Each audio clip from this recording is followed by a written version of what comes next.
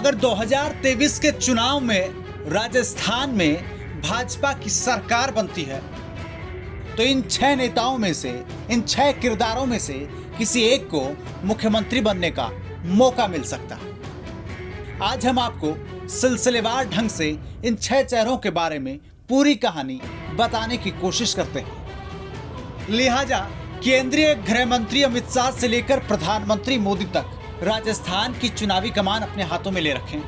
इसके बावजूद राजस्थान के नेताओं ने भी अपना मोर्चा संभाल रखा है। भाजपा ने पूर्व मुख्यमंत्री वसुंधरा राजे को एक बार फिर से झालावाड़ की झालरापाटन विधानसभा सीट से टिकट देकर चुनावी मैदान में उतारा है, लेकिन उन्हें सीएम का फेस घोषित नहीं किया गया है। केंद्रीय मंत्री गजेंद्र सिंह शेखावत और अर्जुन राम मेघवाल जैसे दिग्गज नेता भले ही चुनावी मैदान में खुद नहीं लड़ रहे हो, लेकिन भाजपा की वापसी में लगातार जी तोड़ मेहनत करने में जुटे हैं। सबसे पहले बात करते हैं सतीश पूनिया की।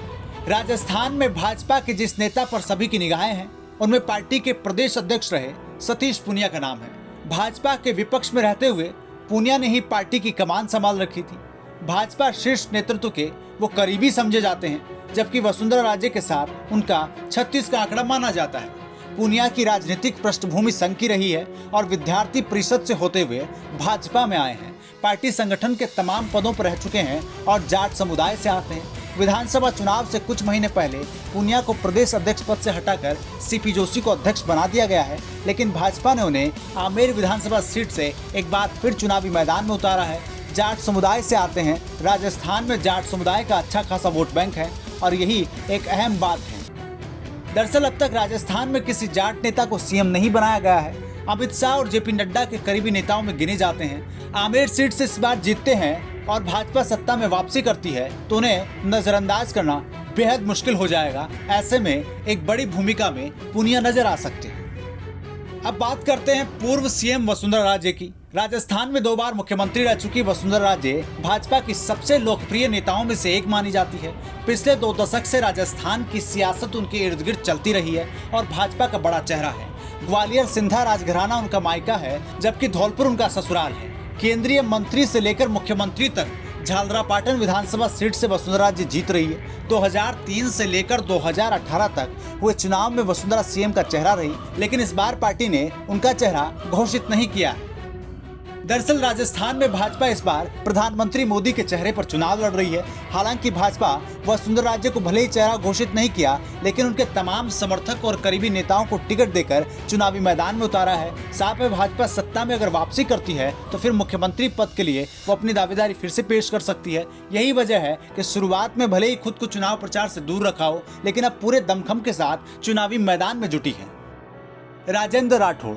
राजस्थान में भाजपा के दिग्गज नेताओं में 7 बार के विधायक राजेंद्र राठौड़ का नाम भी आता है। 1990 के बाद से कोई चुनाव आज तक नहीं हारे हैं। वह राजस्थान विधानसभा में विपक्ष के नेता है। राजपूत समुदाय से आते हैं। पूर्व सीएम और उपराष्ट्रपति रहे भैरव सिंह शेखावत के शिष्य माने जाते हैं। राठौड़ को वसुंधरा राजे के पिछले दोनों कार्यकाल में करीबी के तौर पर जाना जाता था, लेकिन अब उनके विरोधी के तौर पर देखा जा रहा है। सीएम पद पर राठौड़ की भी नजर है। भाजपा की सत्ता में वापसी होती है तो वे भी अपनी दावेदारी पेश कर सकते हैं। वह नेता प्रतिपक्ष के तौर पर गहलोत सरकार पर सबसे ज्यादा हमलावर नेताओं में उन्हें गिना जाता है। राजेंद्र राठौड़ विधानसभा सीट चूरू के बजाय उसी जिले के तारानगर से चुनाव लड़ने की तैयारी में है।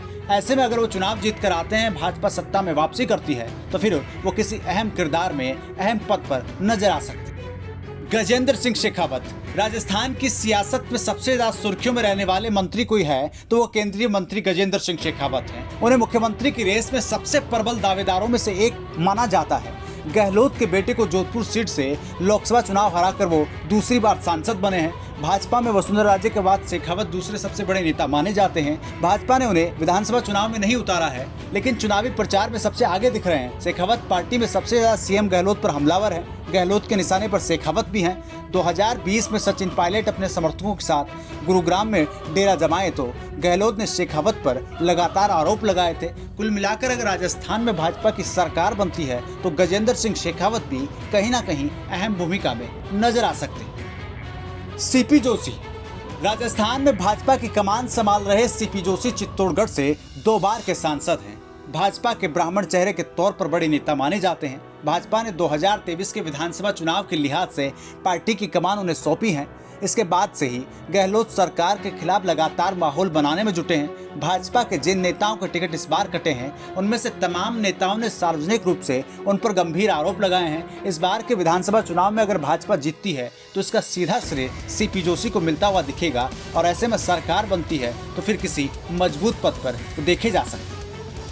आखिर में बात कर लेते हैं केंद्रीय मंत्री अर्जुन राम मेघवाल की। राजस्थान में भाजपा के दलित चेहरे के तौर पर बड़े नेता माने जाते हैं।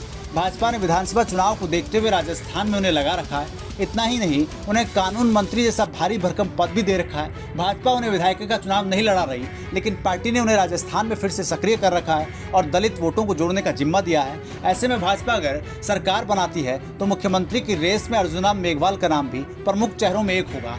इन तमाम नामों के अलावा राजस्थान में भाजपा के मुख्यमंत्री की रेस में किरोड़ीलाल मीणा से लेकर दिया कुमारी और महंत बालकनाथ को भी।